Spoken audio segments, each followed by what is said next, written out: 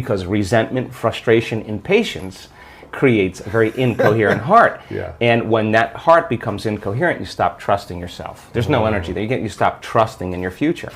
Wow. So then, if there's physical evidence in your brain and body, physical evidence to look like the event has already occurred, it's quite possible you'll be thinking neurologically within the circuits of your future, and you'll begin to feel chemically within the boundaries of that emotion of your future.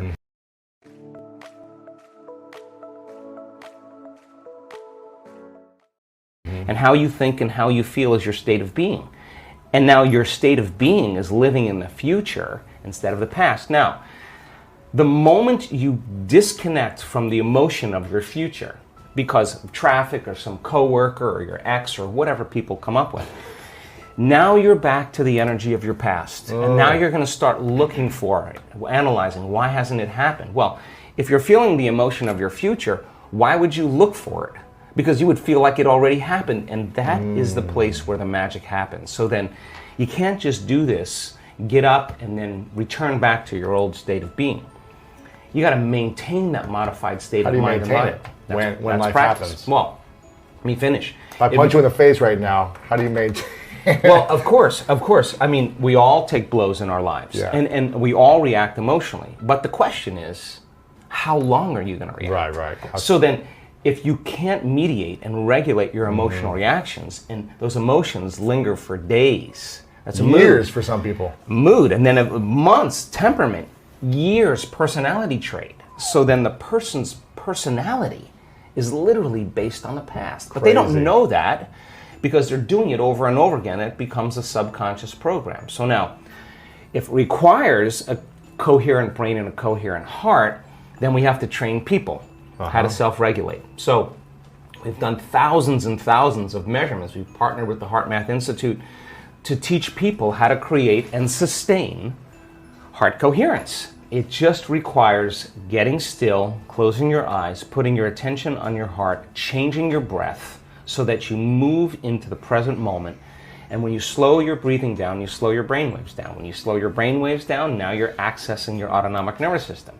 So then you train a person how to open their heart and feel an elevated emotion, and it takes a little practice.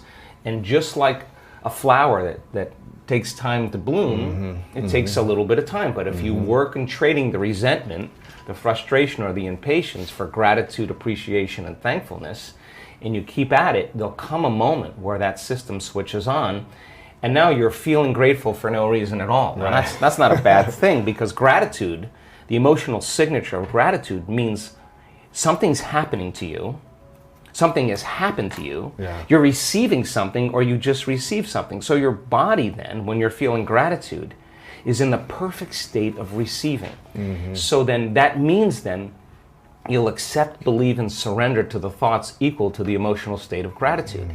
If you're living in resentment, you're living in fear, you're living in impatience, you could say, I'm healthy, I'm healthy, I'm healthy, I'm wealthy, I'm wealthy, and with all you want, and that thought's going to stop right at the brainstem and never make its way to the body, because the body's not feeling it, or because why? Because you're feeling resentment, and that thought is not consistent with the emotion of resentment. Resentment has a different set of thoughts, right? In other words, once you start opening your heart, it begins to move into coherence. It begins to produce a measurable magnetic field up to 3 meters wide. Now that's frequency, that's energy. And all that energy, that frequency, carries information, carries an intent. So then when you're feeling gratitude and your heart is open, you're broadcasting energy into the field. A frequency. A frequency. You lay the intent of the thought of your health or your wealth.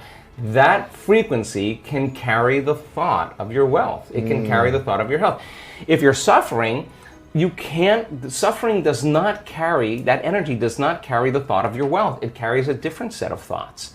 So then we're teaching people how to self-regulate, because if you're going to believe in that future that you're imagining with all of your heart, it better be open and activated. Right. And you better know how to self-regulate. And you have to know the moment you disconnect from the energy of your future because of some circumstance in your life and you lose that feeling, if you're practicing it on a daily basis with your eyes closed, then the next level is to be able to open your eyes and do it right in the moment and be able to self-regulate and change the frustration from some experience in your life back to the energy of your future. Now, that requires great awareness and great effort. But if you have a community of people that are practicing this on a daily basis and they're connected to their future, because that's where their mind is, they begin to want the future more than the emotions of the past. So we've done enough measurements now, Louis, to know that we can teach people how to do that, and we have evidence that people can sustain it for 45 minutes to an hour. It's a skill now. They know that they know how to do it. So now they have brain coherence and heart coherence. Well, once the heart begins to become orderly and coherent, it acts as an amplifier and it drives energy to the brain. So now the brain is getting more energy once the heart is open, and then you're thinking a different set of thoughts. And those thoughts produce different chemicals for you to feel more of that. And here comes nitric oxide from oxytocin, and then all of a sudden your heart literally starts to swell. And experience enriches the brain. We don't see things how they are. We see things how we are. So as you begin to change your circuitry, you're going to perceive more of reality. And why? Because we probably perceive 1% of reality. So how do we begin to fully engage, right? So for me, none of that matters. None of that veneer stuff matters. What matters is the essence. What matters is, am I making a difference in the world? How can I begin to affect change and help people to heal or create a better life for themselves, and not do it matter to matter, with bravado and adrenaline and all that. That's the old way. This is about connecting, and instead of going and getting it, creating a field where you draw it to you, and the synchronicities and the coincidences and the opportunities that are coming to you as a result of you doing the inner work, you're going to rush less in your life, and you're going to be more aware of your energy. And nobody changes until they change their energy. And when you change your energy, you change your life. But that doesn't mean you change your energy, do a meditation, and you get up and then get on a freeway and flip people off. Right. You just disconnected from the energy of your future. You got to be greater than the conditions in your environment. You got to maintain that state of being. You got to be greater than the habits and emotions of your body. And you got to sustain it for an extended period of time. Most people keep their attention, always their awareness on their body. They keep their attention on everything in their environment, people and things. Their brain is always scanning everything around us to determine what's known and unknown, what's safe and unsafe, right? And, we do that all the time. So our research shows that the moment you take your attention off your body and you go from somebody to nobody, you take your attention off the people in your life and go from who you identify with, from someone to no one. And so many people spend their whole life building an identity of being someone. Take your attention off your cell phone, your computer, your car, and go from something to nothing. Take your attention off where you're sitting, where you need to be, someplace you have to go from somewhere to nowhere. And take your attention off time, linear, thinking about the predictable future or the familiar past, and fall into the generous present moment and go from some time to no time. Then all you're left with is consciousness. And that's the moment you're no longer playing by the same rules of matter to matter. And there's a very elegant moment that takes place in the brain. In fact, I was just showing my research to a group of researchers in Santa Cruz this past week, and they were blown away. And I said, now watch, this person's going to have a transformational moment. They said, how do you know? I go, I've seen enough of these. And the next moment, the whole brain just lights up. That person is switched on. They'll never be the same person again. They're having a transcendental moment. And we could actually predict it and teach it now. It's a formula. Just like you doing sports, it just becomes a formula. Sure. And then you change the formula and you add to it, right?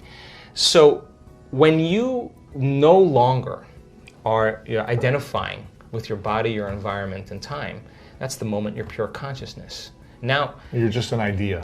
You're an awareness. Awareness that has nothing to do with local space and time. And now, if you're you no can go longer beyond anything. You can go beyond, and that's when the brain, because the brain doesn't change the brain. It takes a long time. It takes a long time for the personality to change the personality, for the ego to change the ego. The programs to change the programs takes forever. Matter takes a long time to change matter. But when you're in this moment, you're no longer playing by those rules. Consciousness is the phenomenon above matter. In fact, consciousness is beginning to activate or manipulate circuits in the brain. People just think the brain is creating consciousness. No, consciousness is executing the brain, right? So then, if the brain can change, then the mind doesn't change the brain. Mind is the brain in action. It's consciousness that changes it. So when people begin to disengage and get beyond themselves, you are at your absolute best when you get beyond yourself. Then getting the person to that point. How does someone get to that point? Yeah, so we teach them that formula. We teach them to that point where all of a sudden they reach that generous present moment where they just feel connected. And when they're in that place, all the things they thought they wanted, they actually no longer want because they feel like they already have them. I hope you enjoyed this amazing speech by Joe Dispenza. Before we continue with our daily practice of completing the inspiring quotes, please consider hitting that like button so this message could spread to other people also. So complete the quote challenge. Today's quote belongs to Joe Dispenza and it goes like this. Every time we have a thought, we make. Write your answers in the comments below the video. Even if you're not sure what the correct answer is, try and guess. If you like this video, share it with your friends. Subscribe and click the bell button next to the subscribe button and join Good Vibes community. If you really like what we do here and want to support us, you can join our channel and our community for a symbolic fee and gain many other additional features. You can do that by clicking the join button next to the subscribe button. Or you can click on the link in the description of this video. Stay good and have a great day!